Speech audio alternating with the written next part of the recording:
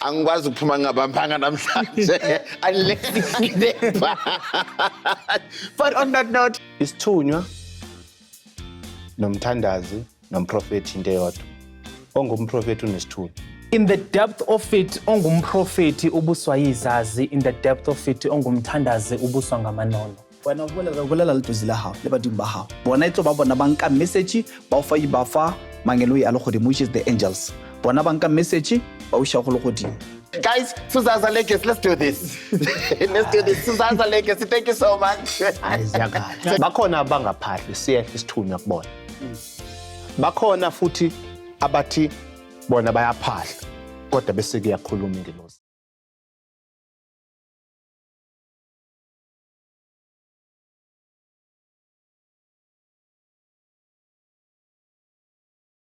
Hello everyone, welcome to another interesting episode of Munches and Thoughts. My name is Phathanani, I am your chef. And three handsome guys. Angikwazi ukuphuma ngabampanga namhlanje unless But on that note, guys, sanibonani. Sobela, Makosi, yebo. Guys, thank you so much for coming.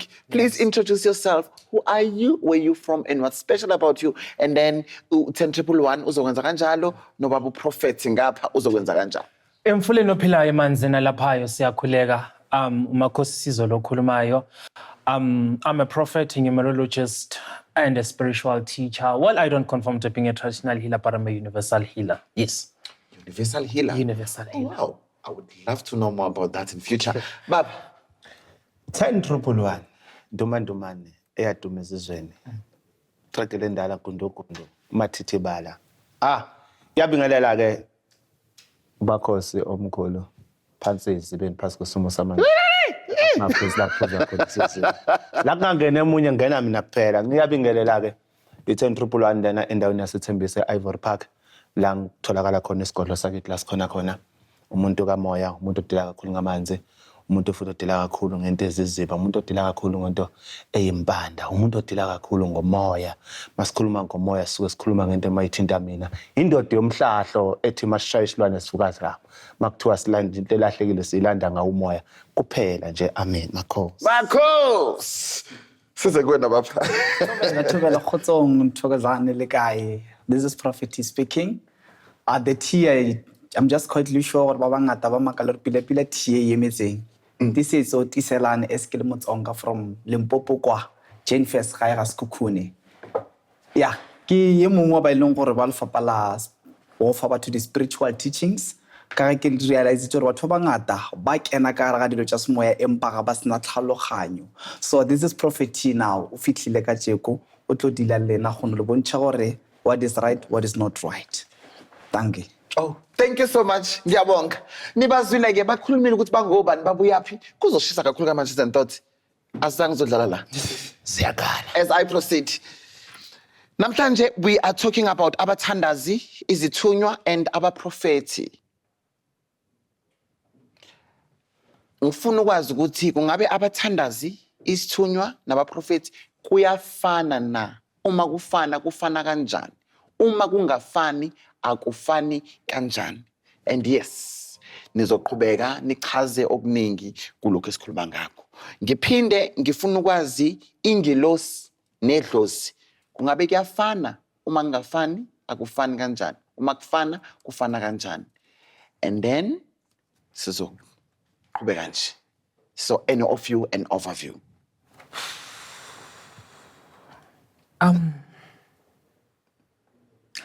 Abathandazi nethunywa, abathandazi isithunywa kanye nabaprofeti. Siqala ngabaphi? Siqala lapho. Okay, it's fine. In my own perspective, in my own knowledge, is umprofeti nomthandazi, it's like the older sister and the younger sister. Bahlobana, babusa umama oyedwa oyisithunywa ngaphezulu. So isithunywa will be the governor of the spirits that are ruling abaprofeti and nabathandazi. So for me, to how I know, abathandazi, abaprofeti, it's people who have who are known to be ruled by izithunywa, but behind izithunywa kunento okuthiwa yidlozi lezazi. These are the same people that present themselves kuma spiritual garments with the stars, the moon, the crosses, whatever sign you may think of that you may find kuma spiritual garments. They represent izazi, amadlozi ezazi. Thank you. Izazi. Yes. Bengifuna overview. Okay. So, but before ngiqhubeka, abathandazi, izithunywa, abaprofethi akufani kuwe. Umprofeti akafani nomthandazi. Okay, thank you. Ndimane 10-111. Nami amaphoyisa. Cha. Lo mbuzo nje ulula. Into eyodwa. Sikhuluma ngento eyodwa efana nankamafoni amahle nje. Ayadura vele. Sikhuluma ngento eyodwa nje efanayo ngoba awukwazi ukuprofeta ungathandazanga. Okay, ngizocela ukuthi uchaze ukuthi sikhuluma ngento eyodwa ini like uzibali so that whoever osibhekile azokwazi ukuthi okay usho lokhu nalokhu. Isithunywa nomprofeti nomthandazi into eyodwa. Okay, can proceed now. Isithunywa nomthandazi nomprofeti into eyodwa. Ongumprofeti unesithunywa. Ongumthandazi unesithunywa.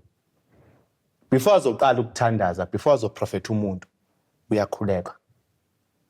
Kwehla umoya, kwehla ingilosi, bese yakhuluma lento.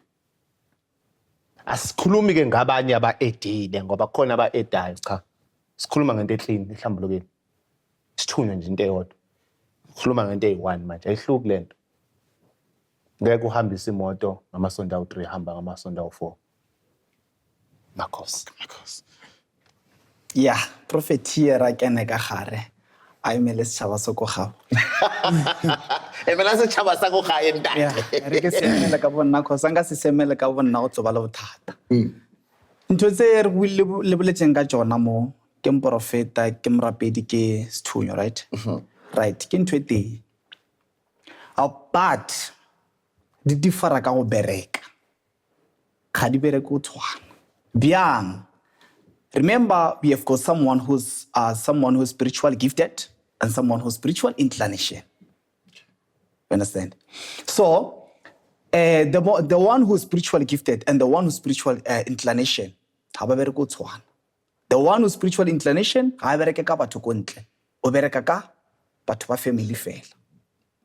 cousins and whatsoever. And then the one who's gifted, mara ho tsoro motho na le moya mara moya wa gage a se go bereka go ntle go bereka ka family fela so ke ntho e teng mara di differa kwa go berekeng. Thank you very much. I hope nibazwile bechaza manje ke sesiyagijima. Ekhaya. Ngithanda into ondumandumane qeda kisho njengamanje ukuthi umprofeti umthandazi oprofetayo angeke azasebenza ngaphandle kwesithunywa okusho ukuthi uvumelana nami mangithi isithunywa is the governing spirit between lezipho lezi zombili zomuntu omprofeti nomuntu omthandazi. In the depth of it ongumprofeti ubuswa yizazi, in the depth of it ongumthandazi ubuswa ngamanono. Khumbula ukuthi kwakungeke kuze kube khona umuntu kwakuthiwa ngumthandazi if Christianity was not introduced to us. Abantu abangabathandazi igama lokuthi ngumthandazi balithola ngaphakathi kwamabandla, ngaphakathi kwamasonto.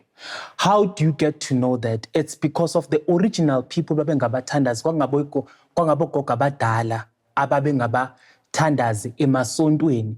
Labo kwakuthiwa makuthiwa sicela umama sibani banaphakama azosikhulekela abantu abadinga imisebenzi, abantu okumele bezilokhunjwana, abantu abahluleka ukuthola abantwana, abantu abagulela abantwana, bokube bona omama abadala bebaphakama bezokhulekela abantu. Remember that when the Witchcraft Act was passed into law, labo bantu labo babenazo lezo zipho lezo, but it was not put into practice. Beza nazo ngaphakathi emasontweni, befika nazo ngaphakathi emasontweni. Now they get to find exposure. Seziyakwazi ke manje ukusebenza, zinikeza iplatform ke manje ukuthi yenzani thandazela abantu. Wena uyini namhlanje umthandazi. Ingane uma igula la esontweni, abantwana begula behude and all of that. Uzokwenzani? Ozoza ngabo lesithathu ngabathwana uzopeyita abantwana and all of that. Uyini ungumsebenzi. Usebenzelela abantu like I. Understand? So they got the exposure within the church. But does this mean the gift belonged to the church? No, it doesn't. How did they get the gift? Mangathi yathatha ukubheka labo gogo laba abadala abanalezi zipho lezi laba basebasebenzisa ngaphakathi kwesonto. Laba abantu abadala babebelethisa emakhaya kudalo. Kuthiwa emakhaya asame sobiza mama nangu usibanibani uphindile sekazozala asame sobiza masibanibani une-idea kulento lena yenziwa kanjani. Naye ingane yagula ake sambe simiseni kaMasibanibani uyathi uzofika mhlanganiseleni and all of that. How do they get to know all of that information? You having the 7 kids, you having about 5, from the first kid to the second kid to the third kid, already so knowledge already usuyazi ukuthi isihlahla sisitshalwe ebaleni sikwazi ukumsiza ngento enjani umntwana and all of that. Already mhlamba so 32 or 3 because you've already had the knowledge of all of that. So by the acquired knowledge as an archetype of it, the spirits, the universal spirit managed to give to those people with the gift of ukulapha. So umthandazi amandla wakhe asezandleni, umprofeti amandla wakhe aselihleni lakhe lekamoya. So umprofeti usually has supporting gift emaceleni. You'll find umuntu ongumprofeti enobugedla eceleni. Enobugedla eceleni. Ubugedla kuzomsiza ngani? Angithi amandla wakhe akuphi ala. So yena uzobona ukuthi inkinga ikuphi, the supporting gift izomsiza ukuthi yenzeni alaphe ngemithi umprofeti. Okay. Right. Remember ukuthi we've got other panel members. Ngifuna ukuza kuwena before ngiye ku-10 triple 1. Uqeda ukuthi umuntu ongumprofeti amandla akhe ala. And umuntu ongumprofeti unobugedla futhi unama gifts ahlukahlukene angazi nokuthi unizwile yini. Ngifuna ukuzwa ukuthi wena njengomuntu ongumprofeti uthini lapho. Okay, nka ithoma ka gore moprofeta matla a gagwe a godimo ga thapelo. Ntle le thapelo o le moprofeta you are nothing and you can't do nothing. Correct.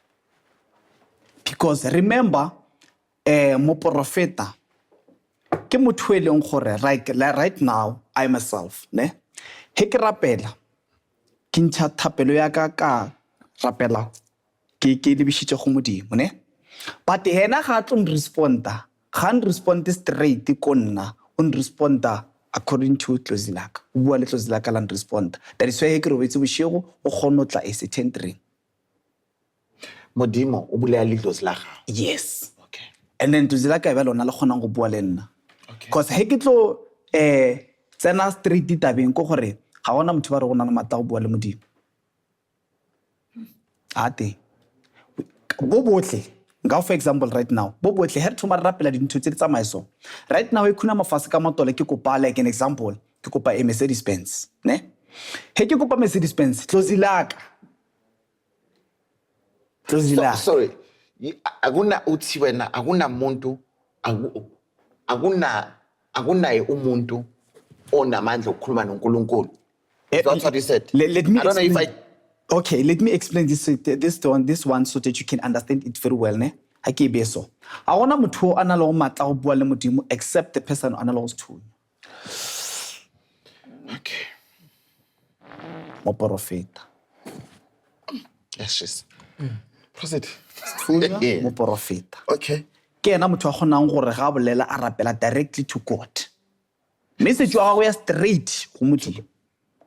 So if mina ngana sisithunywa mangithandaza message yami ayiyi uNkulunkulu. Wena bolela le tlozila hao le badimo ba hao. Bona itlo ba bona ba nka message ba o fa mangelo ya le godimo which is the angels. Bona ba nka message ba o sha go le godimo. Then yang from go modimo a nka dimpho tsa hao ne a di fa the angels ba nka dimpho tsa hao ba di fa matlozi a hao. Then ke mola matlozi ba tlo disetang utlo ba o botsa somehow ile nga keng gore mo propheting ba botsa ba re a bona tšhelete gona in future. O na le tšhelete ha wa shi. Mara o makala wena you are broke, you don't even have a cent mo life-eng ya hao. Mara ba botsa ka tšhelete. You understand? Gore re tšhelete ele e swere ke matlozi. Ba emetse fela gore wena o dire ntho e right so that they can be able to Thank you. Baba Makai, nizwile prophet echaza. Ngididekile nami. Prophet is saying that akinamandla okubulala imodimo. Ngibulala imadlozi. Madlozi akhe akiwona thiya dithapelo tsaka. But it's amazing. This is a question for everyone. Yeah. 10-111. Hey. Siyangnamba yamaphoyisa. Zatu. Askos. Ake ngikubuze kancane. Guys, Suzaza Lekes, let's do this. Let's do this. Suzaza Lekes, thank you so much. Hayi ziyakhala. 10-111. Asilalele. Uyazi lento esikhuluma ngayo iyabashaya abantu abaningi. Iyabadida kakhulu. Okokucala kunabantu abathemelezayo masifika kulento kamoya. Ngikuhlukanisa kanjani? Kunabantu abangafuni ukushisa impepha athi mina ngiyathandaza. Kunabantu othi mina ngehlelwa umoya ngokuthi ngiyakhuleka. Angirecognize idlozi. Ngehlisa ingilosi ukuthi ngithandaza kuze kukwazi kwehla umoya. Kube sekukwazi ukukhuluma. Uyazi lento ihluka kuphi ke? Abantu bashaya kuphi? Lento esikhuluma ngayo sikhuluma ngento kamoya ekuthiwa isithunywa. Isithunywa kumuntu masifika noma sehla ngomkhuleko athandaze aphahle. Bakhona abangaphahli siyehla isithunywa kubona. Bakhona futhi abathi bona bayaphahla kodwa bese kuyakhuluma ingelosi. Ihluka kuphi lento? Ake sikhulume ngomuntu onesithunywa esivelelayo noma avela naso. Lo muntu uthi makazovela uvela nalento iyakhuluma kuyena. Umncane uyakhula nayo. Kodwa mase sekhuluma lento imbonisa ugogo oyisalukwazi osekhulile. Lokho akakhulumi naye. Kodwa uzombona njalo ayidugcoka isembatho ayiduzombona ayemanzini seyikhulumile lengilosi kuyena ukuthi sekufuna uye emanzini ngoba lo gogo ukukhombisa ukuthi ufuna uye emanzini. Ngicela ukubuza something ntombazane 10-111. Uthi isithunywa sizokhuluma kuwena ubone ugogo ofaka isembatho. Inkosi. Kuyenzakala ukuthi ube nesithunywa kodwa ungamboni ugogo. Ngisahlukanisela. Okay baba. Ake sihlahluleke manje. Sakhuluma ngesithunywa esisuke sivele nawe. Izithunywa ihluke kabili. Kunesithunywa sasekhaya. Kunesithunywa esiqhubukelayo. Ekuyisithunywa lesi sasekhaya esihamba nani nomngoni nomndiki nomndawu bese kuba isithunywa esiqhubukelayo. Labantu laba basheshe bekhale betete. Babathi mabakhuleka betete. Kodwa the more izoqala ukukhuluma naye lengilosi logo uzolokho emhola njalo emaphushweni emkhombisa angakhulumi naye akakhulumi naye ufike emkhombise nje noma umuntu makazobona umuntu osithunywa akaboni izinto eziningi akuxoxa ngathi kuyakhulunywa kuyena kuthi hayi wena vuka uyofuna ukuthi nokuthi utshela ubani kuvele kuvezwe nje into abayifunayo ngaleso sikhathi ukuthi bafuna lento mabathi bafuna imbuzi bakuvezela leyo mbuzi leyo nebalalayo ukuthi ufune kwenzeke kanje baqedile badlulile. So lento esikhuluma ngayo sikhuluma ngesiphi isithunywa ngoba ufune sihlukanise. Uthe umkhulu lona makakhuluma wabala isithunywa samanono wabala isithunywa esihamba nomngoni. Kusho ukuthi lesithunywa akhuluma ngaso sikhuluma ngesithunywa sasekhaya esigcina siza kuwena. Ingakho umuntu makathi uyasikhuphula isithunywa uyasikhuphula isithunywa asimhambisa amanzi baqeda ukuhamba amanzi baphelele bese kufuneka ukukhamba kuyena ke manje. Yini sekufuneka ukukhamba lami lasemanzini ngoba akakwazi lo muntu ukusebenza abantu abadala balambile bakubo kodwa mase sesiqala simfaka ngaphakathi simphakamisela ingakho kusasa masimkhipha sesimkhuphulela izithunywa siyamkhipha simnikise kubo masifika kubo sifike sithandaza sibacele laba bakusasa ukuthi sizofika kusasa sicela ukuzofaka nomntwana asinishiyi ngaphandle nina abadala ngoba kusasa lo mntwana unesithunywa sokukhuleka sokuthandaza sokulapha abantu kusasa uyokuphundelela umuntu lona alande ini impanda. Siyehla-ke le ngilosi yesithunywa kuyena. Isithunywa sasekhaya leso. Esehla kumuntu. Makhosi. Okay. Khumbula ukuthi okay asiqale la. Akekho umuntu onganaso isithunywa emhlabeni. Ngisho nehlanya lehlanya ihlala estradeni lenaso isithunywa. Isithunywa sisebenza ngendlela ezihlukile kithi sonke. It's just ukuthi mhlambe kimi nabofowethu ngapha sifike as a gift ezosiza abantu abafana nawe Mbatha. Abantu abangaboni mhlambe ukuthi sibasize lapha babonisa indlela and all of that. But for wena njengombatha ongahlala emsamo lapha abantu. Isithunywa sisebenza kanjani kuwena?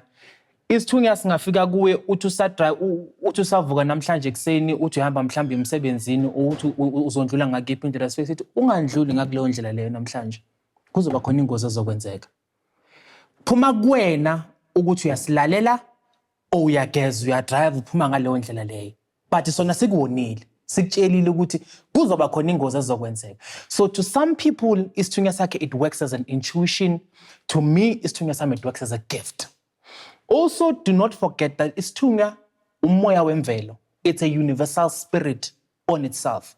That means the universal spirit itself it doesn't have an image. It doesn't have an image. If it doesn't have an image, it means it will choose anyone from your bloodline ancestor to present itself to you.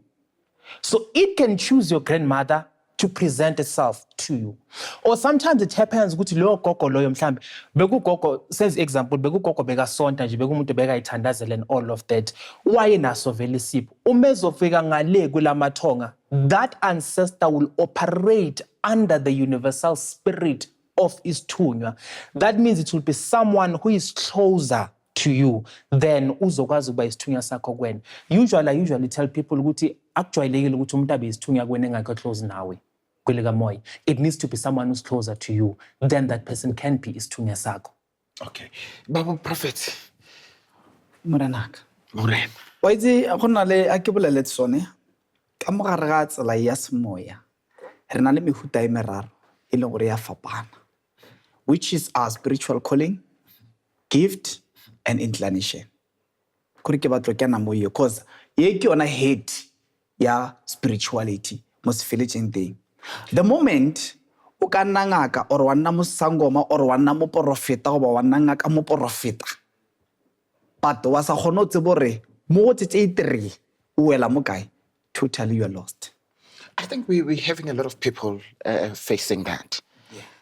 Like, I'm so glad Oguti, you came and then now you are touching that. If you can just go deeper on these 3 things you counted. Proceed. Okay. I get to go so. As I said, we have got 3 types of spiritualities, which are gift and calling and inclination. The first thing, as a person, like right now, an example, they can just tell you, when. You don't have to jump and say, hence you don't even know ba bolela ka eng he ba re bana ba ngwana ba dimo. Ngwana ba dimo na o tlo thusha batho ore o swanetse o yo thwasa or o tlamile o dule fatshe o rapele o kope the guidance from your own ancestors ba go instruct so that you can do the right thing. You understand? So I was on no jamba no o swanetse o iketle, take your time. Make sure you go and seek for spiritual guide. You understand? And then remember, before I myself, prophet, she can tell you that you are gifted or you have calling or you are inclination. When I self for Sanjo Bonaldi sign is a how. Hen like if it's prophet, she get offer spiritual guide. Automatically, he get bua dinto tse dingwe ke tlo bolela le sign and whatsoever. Spiritual guide means that ke tlo go guide about like ka ke bua ka spirituality at almost village. You understand? Go na le jilo re ke tlo bolela di sign and whatsoever. When I tla botse bore, oh, now I'm experiencing this kind of signs, which means I'm spiritual gifted or I'm inclination or I have calling. You understand? But remember, the moment you fail to differentiate these 3 things, I'm telling you, you're totally lost. Because this nowadays, you can see a lot of people, but hence, we can see many people this nowadays. Who said that? Who said that? You understand? We can see many people outside trying to help people. Hence, this person, ana matla help about. Like a family fail. To like to spiritual inclination. You understand? Reka khona go bona ngaka e leka go ka hlahloba sangoma. I mean to say sangoma e leka go ka hlahloba ngaka, which is highly impossible. Ngaka le sangoma di lekana ka matla. Ngaka I mean sangoma e ka hlahlobe ngaka. Thank you. But triple one. Yo, this is hot. This is hot. Imimoya ngemimoya, Mbatha, ne? It has ways on how it feeds through human. I think it's something that we need to unpack. It's going to be something that's very crucial for people in Makaya, for our manchis to understand. Let me make, for instance, Umdao likes to feed on someone's sorrow, the death of someone, accident, or whatsoever. Umdao. Okay. That is why most of the cases, if you were to encounter dreams that are related to Umdao wako, you would dream of death. Kuhlezi kukhona ukufathizeni ozokuphupha. Is it mhlambe khona oshonile umngcwabo kaSamwani owashona ekhaya, but you don't see the coffin. It's either you see the coffin, but you don't see the corpse inside. But already you know. Okay. But already you know ukuthi ubani lo shonile ephupheni. Sometimes you dream of someone eklaba egwaza, but you have a power to turn the knife and uphinde umhlabe futhi naye. Those are type of dreams that represent Umdao. If someone stabs you and then you tend to get away, it has nothing to relate to Umdao. But I'm not into Umdao. I was just trying to tell you, imimoya, it feeds into different things that are our archetypes as Singabantu. Izithunywa, it feeds through sex. Okay. I love that. Okay.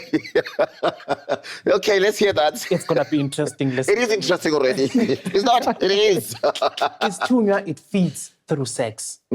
In order for the light to shine, there's a very simple rule in the universe. In order for the light to shine, it needs to draw power from the darkness. Ukukhanya akwazi ukukhanya ngaphandle kobumnyama. That's how it is. So now, picture is sex as the darkness, ne? Then picture Mbatha as someone who is spiritually gifted with the light that is inside. Mbatha, right? The light that is your gift is izithunywa sakho. In order for this light to shine, this light needs to draw power from the darkness in order for it to shine. So, ngafunda ukuthi empilweni Mbatha angaba Mbatha eyedwa. Angalala nabo bonke labantu, but there's always one person lo ayommitha naye. Remember that when you're doing sex, it's either it's for reproduction or exchanging of something, or you unlocking something from that person. So when you get to meet that person who pairs with your code universally, that person unlocks the gift inside of you. Ngisho noma ungayidlisa indoda enesithunywa, ungayidlisa ikorobele buye eNigeria mntasekhaya, isithunywa sakhe siyomphalaza yona azayikhipha aqhubeka chithe kuloku kunjalo.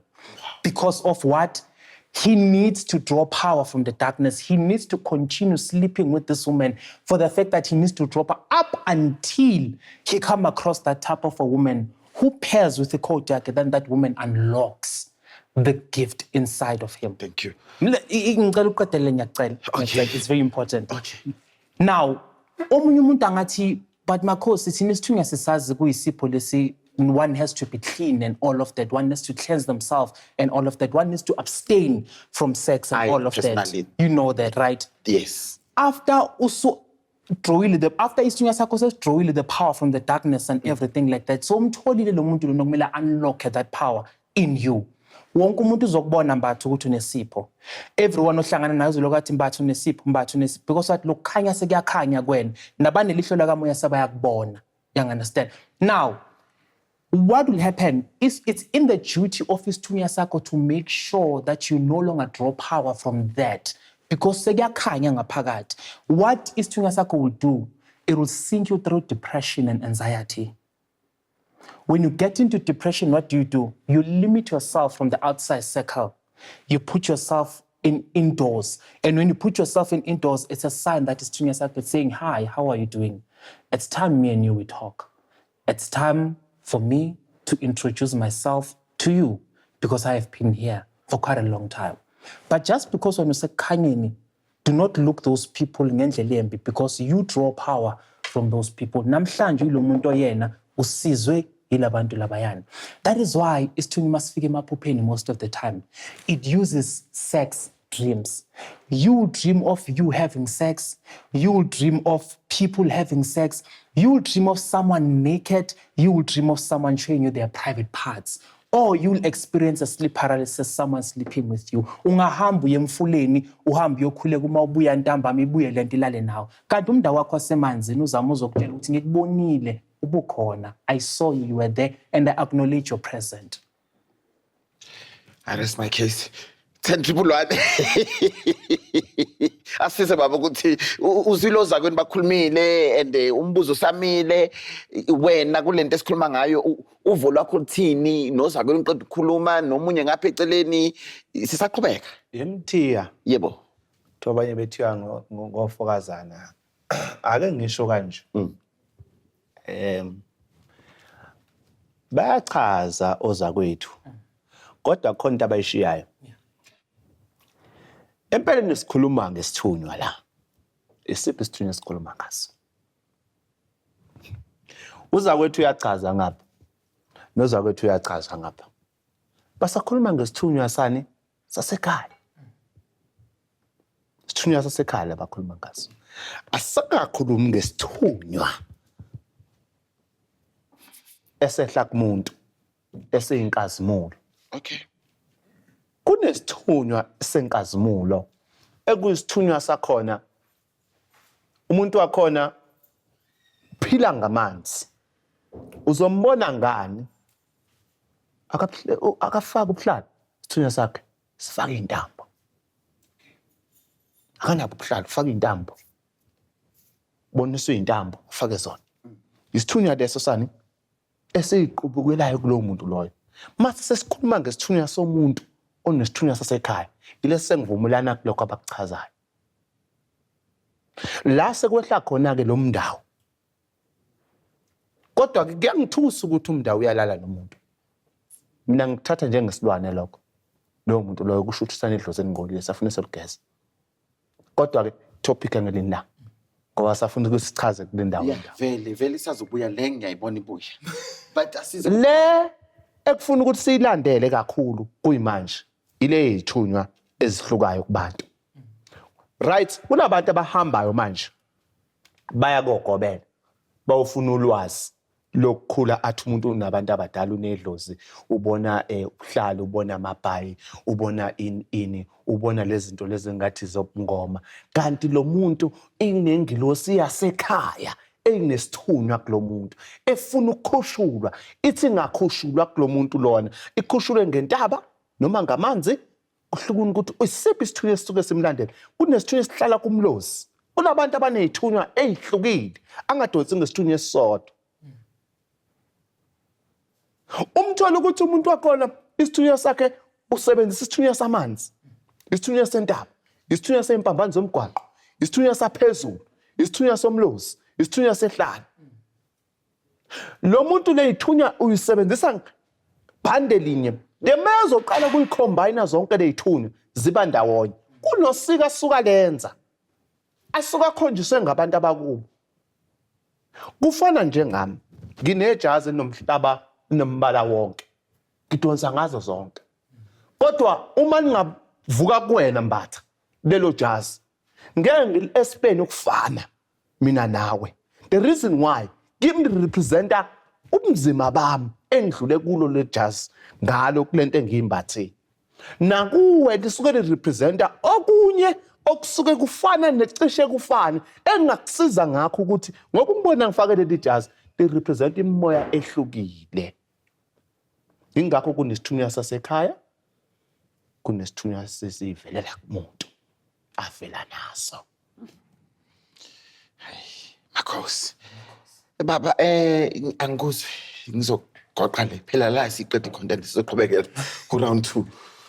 la ongafuna ukusho uzwile ukhulumile umakhosi Sizwe lapha nabakhuluma u1011 ake ngizwe wena uvo lwakho sengizoqhubekela phambili. Alright, I get it. Ke utlwile mfowethu ka mola a bolela taba ya gore a bolela ka taba ya Mondao, ne? Okay. And ke realize gore batho ba bangata they don't even know the different gore we have got a lot of the types of Mindao different. You understand? Ga rena Mondao o teng. Batho ba bangata ba ga kore ke reng ha bana tsebo yewe ya taba Mindao. Or actually we do have the different types of Mindao. And remember, the moment you fail to understand the different of those, that Mindao means that you're like, I don't know how to put it. You don't do nothing. You're doing nothing. You understand? Also, you told me, as I said, no one. I want to send you over to Ramunda. When I saw for Sancho Ramunda. When I was Ramunda, we thought about him like to make a design Jamunda. You understand? And Hex no feature Lamindao. Sanchi can explain Ramunda to Rinquang as we have got Mundaum, Jiwa, Fuqua, or Bungom. The moment you fail to explain Ramunda to Rinquang means that you don't know what you are, whatever. Hey, you keep this a bomb. Hey, you are bringing bombs. You understand? Like, I can tell you what most of people, I know about one ne. But Hovangat, Bakamaragan to spirituality. Yes, Arnaldo Covela. Arnalabanga, Arnalaba Prophet, Arnaldi Sango. By long hore. Lekacheko. Havana more information about spirituality. Remember, we have got four different types of people in Molfatim by long hore, Arnala Sangom. Unkute pile unkutel. Renale sango. Renale ngaka. Renale mo profeta. Rabale ngaka mo profeta. So uthikimi umthandazi awumbalanga. Ngaka mo profeta izithunywa umprofeti onobugedle sidini. That's what I've said. You remember? Yes. But now what I want to understand, umthandazi awumbalanga. Obana so we don't have umthandazi. We do have. Let me explain this. Sangoma, right? Yeah. Someone who have calling. Yes. How governor Mothupa onale gifted? Mara I song 6 months plus.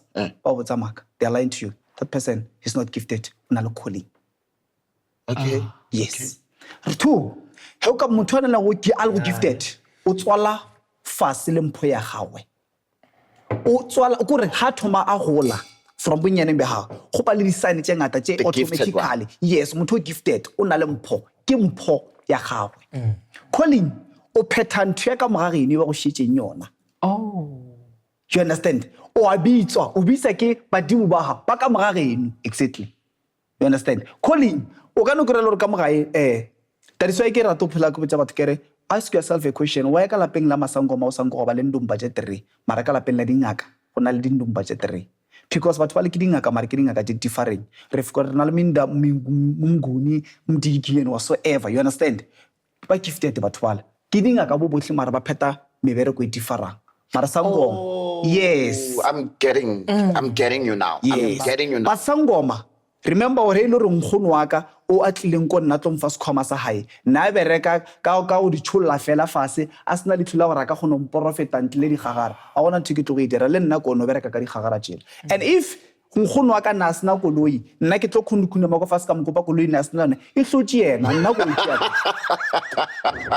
On that note. yes go itse I'm trying to manage dilo tse sohle gore batho ba gona understand dilo tse di bereka byang you understand and then he re lo tsena go mo profeta re bolela ka ba le lore ke ba bereka under di kereke you understand ba bereka under di kereke ba gona o shumisha memo ya di kereke and whatsoever mara he re lo bolela ka ngaka mo profeta motho go no bereka ka sekereke bila ba bereka le ka setso at the same time So when you bereka ka engwe nna ke ngaka mo profeta Sintu and church. yebo ka sekereke le ka setso nke gona Yo, when you got to keep it bomb when.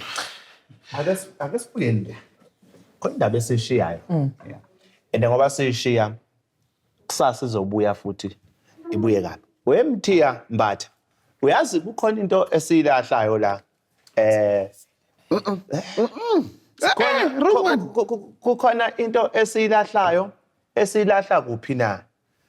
umthetho wakhona into esikhuluma ngayo la isithunywa siphi ehluke kanjani.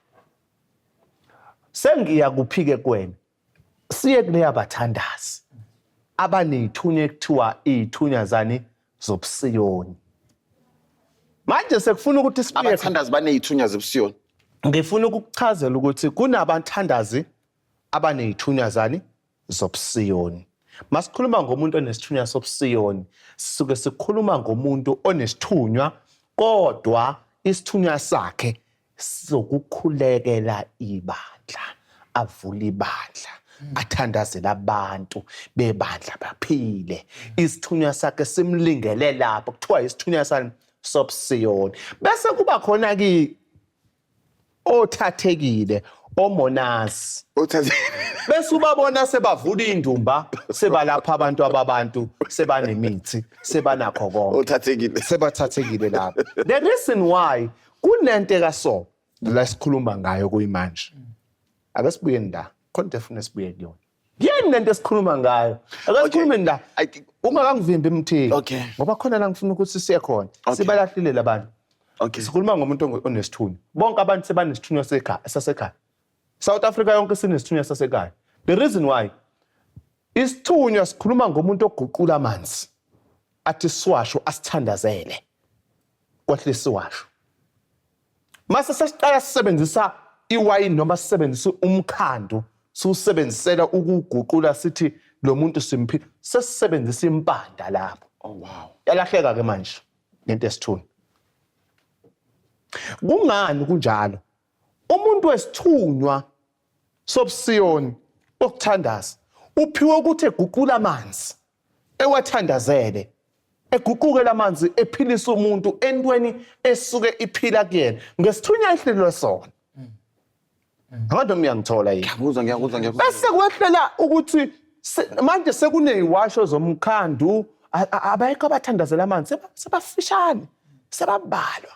The reason why babalekile ezithunyweni ngoba isithunywa sibhadala, bawugcina sebasebenza ngani ngesintu, sebadayisa iziwasho, sebayalapha, sebayagcaba abantu kanti isithunywa sabo asikho lapho. That's profound. Ake nguvale emthiya ngoba ngiyabona ukuthi sizoqeda kudala. Ngesizathu sokuthi lento esikhuluma ngayo ijulile ngoba abanye namhlanje babizela ukuthi bazovula amabandla, bathandazela abantu ebabandleni, baphila abantu. Abanye abantu namhlanje bathandazela ukuthi ngize esigodlweni sakhe ezongikhulekela engiguqulele isiwasho bephila abantu. Ziqhamukaphi umkhandu? Wawuphi umkhandu olalongo? Wawungekho. Kwakusebenza Sekunomkhandu ekuthiwa uvuma, kunempande ekuthiwa uvuma. Bonke sekunezithunywa zabo zinobugedla. Basekho bathandazela beshintsha amanzi. Kungani na sonke sesifuna ukwenza into engathi siyafana kanti isilahlekile kakhulu. Ingakho umuntu egcina ethi ukhulisa umuntu, umkhulisela isithunywa, ahluleke kumphakamisela isithunywa. The reason why uyahluleka ngoba into amphakamisela kuyona akayazi naye ukuthi yiphi lento ayiphakamisa kulomntwana abantu. true. Yes. I think you angikuvali ngizabuya kwena. I think into oyishoyo ubeke wayimention uSizwe. Yes. Uma uthi kudala kwakunogogo okuthiwa uyaziwa umthandazela ngazi noma umzwile lapho. Yes. Yeah. Yes. Okay. So lento ke manje mthiya isiyalahleka ke la ekuthunyweni. Wonke umuntu usukwazi ukuthi ufuna isithandaze, sihamba amanzi, sihamba intaba, sihamba ukuhlane kwacima, lo muntu akaphiwanga amandla. Lento esikhuluma ngayo isithunywa ukwazi ukufaka umuntu emanzini ungenayo into yamanzi. Never. Awukwazi ukuphamisela umuntu into yamanzi ungenayo. Never. Kukhulu ke engifuna ukukuchaza sengivala mthiya. Kukhona isithunywa esiphakamiswa esiwadlayo amagobongo aso. Kunesithunywa esingafuni amagobongo. Total. Sifuna amanzi kuphela. Masithatha amanzi, sithatha udaka lenkalankala. Le crepe sigeze ngalo, siphakamise ngalo until lento izibhoma ikhulume. Masifika uyazila umuntu wakhona. Isithunywa seni senkasimulo. Lo muntu owehlelwa ilento ehamba nentambo kodwa asalwa nayo.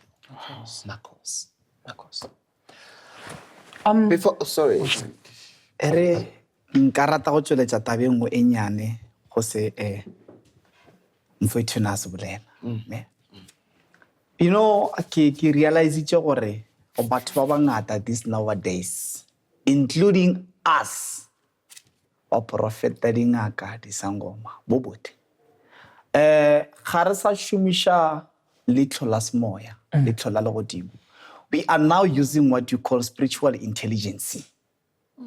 Experience. Yes.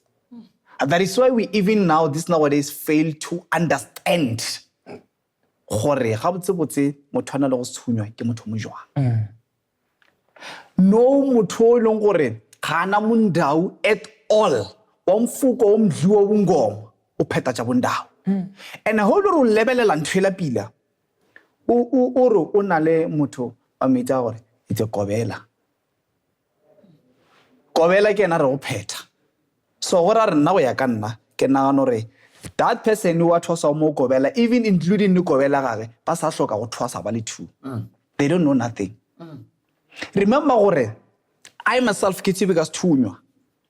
Sethunywa a ona gore o swanetse o be le kobela. You have to get a guider. You don't need a person wa senama gore a tla go bontse gore sethunywa sa gago se khupulwa ka tsela e. Se phakamishwa ka tsela e. A mentor. You understand? You have to get a mentor, a guider, which is close la gago le tlo go guide. But ba bangata we fail to understand gore bona like dilo tša semoya tša sedimo pila di tsamaya ka tsela mohuta mang.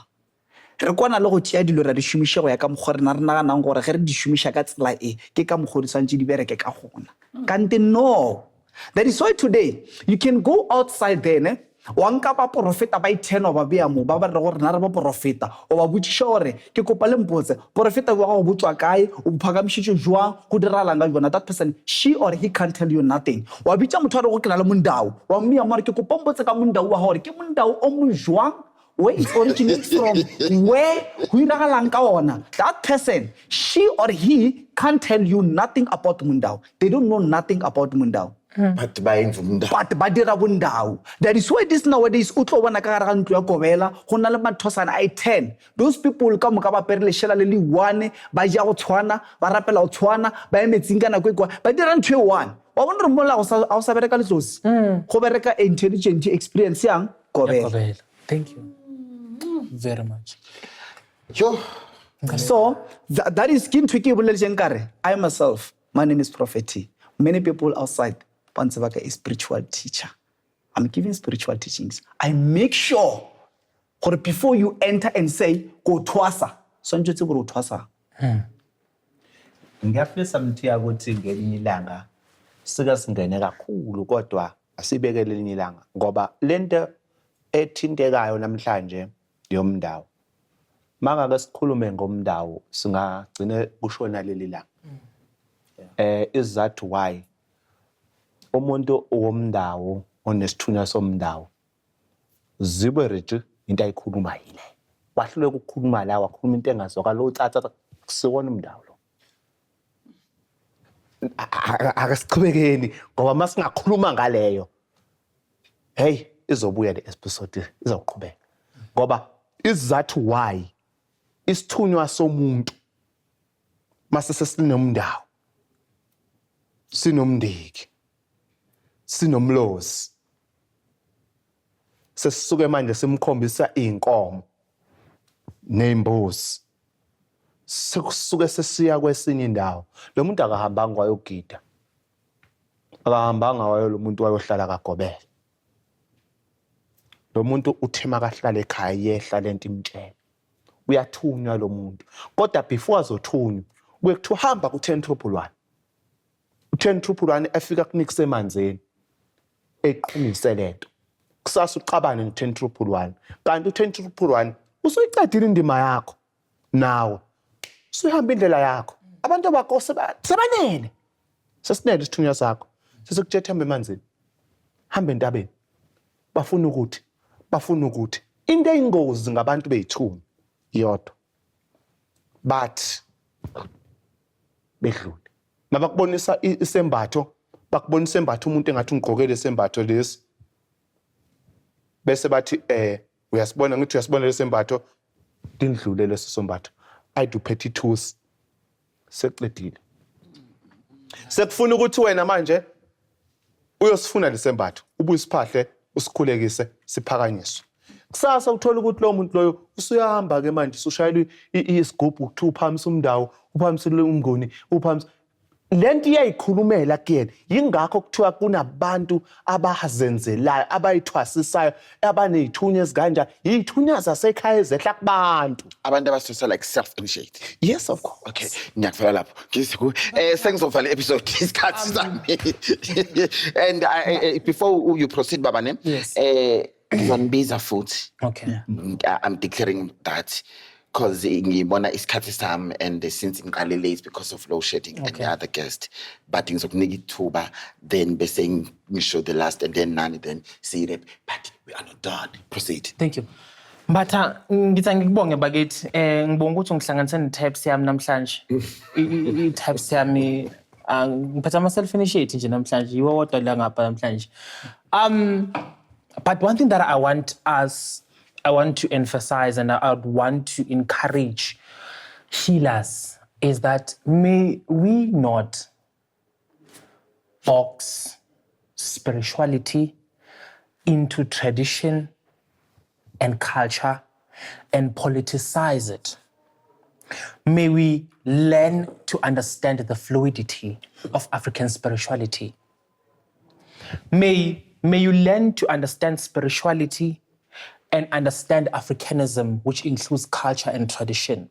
And may you understand the epicenter where African meets spirituality and it becomes African spirituality. So if you're not going to teach me, for instance, if uzongitshela ukuthi esontweni I have a church that I'm attending and all of that. If you're going to say to me, lesonto attendayo Christianity was brought to us by colonizers and all of that. I know that. That is Africanism. I know that you are telling me about the history. But spirituality, it's me knowing that kukhonto laphayo laphayana. And lento laphayo lapha nimpande yatshala abogogo nabomkhulu bethu. So njengoba ungibona ngilaphayana, ngilandela le mpande leyana. Angilandeli le Africanism, angilandeli le colonizing ekhona laphayana. People, if they could learn ukuthi Christianity was brought to us as a weapon to destroy us, and our ancestors, they use it to implement what is new or to benefit themselves on it. May we learn African spirituality. Very crucial, very important. The fluidity of it. You see, when introduced, I said I'm a universal healer. You know why? It's because of what? I'm a prophet. Numerologist ngaphakathi, astrologist ngaphakathi. I can read tarot cards, I can read crystals and all of that. So if I'm going to box myself as a traditional healer, what am I traditionaling? Numerology. Okay, Baba, thank you so much. You know what, Ne? As I've said, good as great content because of time, and I've got a guest that is driving to Durban. So I just want to shoot with them and then at least, but you know, at home, you can sit if you want to sit, and I prepare a nice lunch for you. But on that note, your advice, we are not closing this. You guys are coming back. And guys, I will be starting my debate. So you'll be mixed with other guests because I still need to study everything I shot. Yes. And pick there and there. So cool. But your advice, and then who's going to send 111, person of prophet, like your advice to whoever that was who's watching this episode, and tell them what you are coming back. Prophets. All right. Bagaisong, sen nang ka ratang go le msha sona ko gore ke a le kopa hle. Le tlogole ke ntwa gore the moment o utlwa gore o ngwana wa badimo o nno thomala ka gono tabogala le comment ya batho le tlo gobala dula fase o le ke go ka tseba o tukwishishe gore o mang o tswa kae o ya kae so that you can be able to do the right thing. This is Prophet T speaking. Ke a le leboga. Sebonga. Qedele ndala gondogondo. Mathithibala. Ethi ngangena bayathithiza ubeze behumzela bekhuluma into engazwakala. Intana sekhaya wena osenkingeni nemi kuyimanje. Into engizokusiza ngayo iyodwa. uhlushwa ukuzamula, uhlushwa ukubola, uhlushwa into ekhuluma ebusuku nemini kuwena kodwa ungayi-understand. Cala ukhulume nomntana wasekhaya, ukhuleke, uphahle, uthandaze. Uthi ungathandaza ubese ukwazi ukuthi umoya uwehle kuwena, ngoba awukwazi ukuthi uphaphe uyofuna usizo kokugobela. Kusasa uzokhipha imali udliwe, kanti funa ukuthi uqale ulalele ukuze ukwazi ukuthi umoya uthini kuwena before uhamba emakhosini. Makhosi. Our gifts and our calling, they never had respect from the origin of it. But we gave our gifts the respect. How you conduct yourself as Mbatha, as a healer, how you treat other people, how you treat yourself, how you behave, how you dress, it's very much important. Also know that you, how you behave, you're also representing me ngikude ngilena as umelaphi ofana nawe. So if the vessel can't carry the gift, even the gift itself will look weak and fake to the people. Thank you. Thank you so much. On that note, I want to say thank you to Black Studios, Angu, Sound Solution. We've got Uzaza now. Zaza, thank you so much. And of course, to you, thank you. To myself, Chef Phathanani Mbatha, thank you. And it's a wrap! Hi! Guys, thank you. Are we fine with time?